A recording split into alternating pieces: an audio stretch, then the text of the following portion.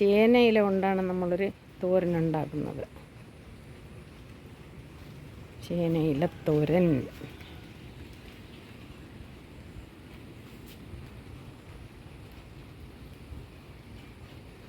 എന്നിട്ട് കറിവേപ്പില എല്ലാം നമുക്കൊന്ന് അരിഞ്ഞു കൊടുക്കാം.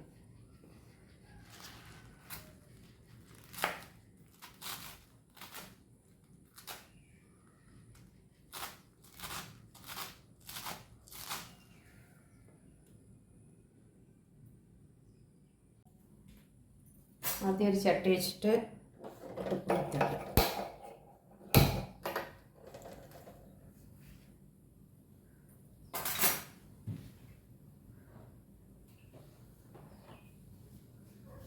2 സ്പൂൺ കണക്കാക്കി വെളിച്ചെണ്ണ ചേർത്ത് കൊടുക്കുകയാണ്.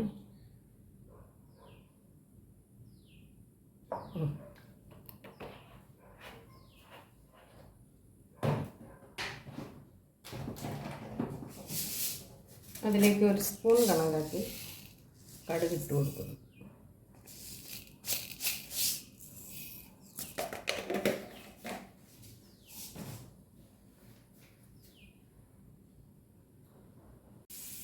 അതിനകത്തേക്ക് കുറച്ച് ഉള്ളി ഇട്ട് കൊടുക്കുക.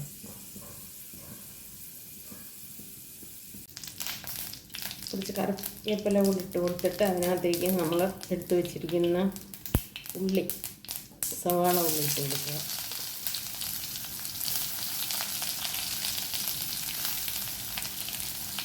സവാള ഒരു വലിയ എണ്ണം എടുത്തിട്ട് ചെറുതായിട്ട് അരിഞ്ഞ് അതിലേക്ക് ഇട്ട് കൊടുക്കുക.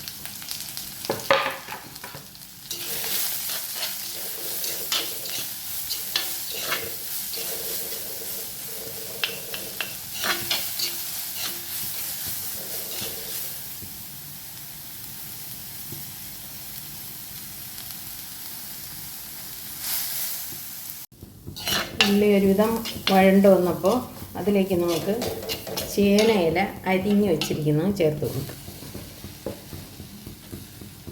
കുറച്ചേ എടുത്തിട്ടുള്ളൂ.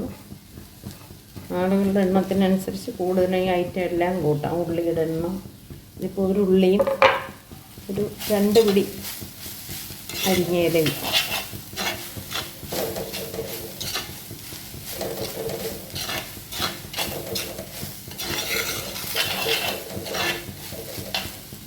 എന്നിട്ടൊന്ന് അടച്ചു വെച്ച് വേവിക്കാം.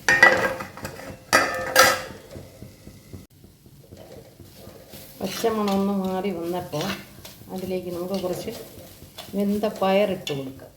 അതൊരു ബലത്തിന് വേണ്ടി ഇട്ട് കൊടുക്കുന്നതാണ്.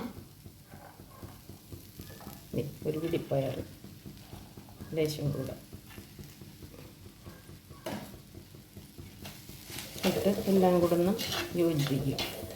എന്നിട്ട് ഇതിലേക്ക് തേങ്ങ, നല്ല ജീരകം, ഉപ്പ്, മഞ്ഞൾ, എരിവിന് വേണ്ട പച്ചമുളക്, കറിവേപ്പില നമ്മൾ നേരത്തെ ചേർത്ത് കൊടുത്തിട്ടുണ്ട്. അരച്ച് ചേർത്താൽ ചിലപ്പോൾ കഴിച്ചാലോ, അതുകൊണ്ട് നേരത്തെ തന്നെ കറിവേപ്പില ചേർത്തതാണ്. തന്നെയല്ല ഈ ഇലയുടെ ഇടയിൽ കൂടെ അത് ചവച്ചുള്ളിൽ ചെല്ലുന്നത് നല്ലത് തന്നെയാണ്. അപ്പോൾ അരപ്പൂടെ നമുക്കൊന്ന് ചേർത്ത് കൊടുക്കാം. തേങ്ങ കൂടെ ചേർത്ത് കൊടുക്കും. തേങ്ങയല്ല, അരപ്പ്. തേങ്ങയും ജീരകവും പെരുംജീരകം, പച്ചമുളക്, മഞ്ഞൾ. എരിവ് ഓരോരുത്തരുടെ തൃപ്തിക്കനുസരിച്ച് ചേർക്കുക. ഇത് 2 പച്ചമുളക് ചേർത്ത് കൊടുത്തിട്ടുണ്ട്.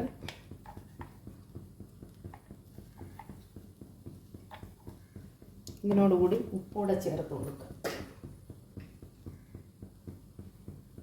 വളരെ കുറച്ച് മതി, ഇലക്കറി ആയതുകൊണ്ട് പ്രത്യേകിച്ച്.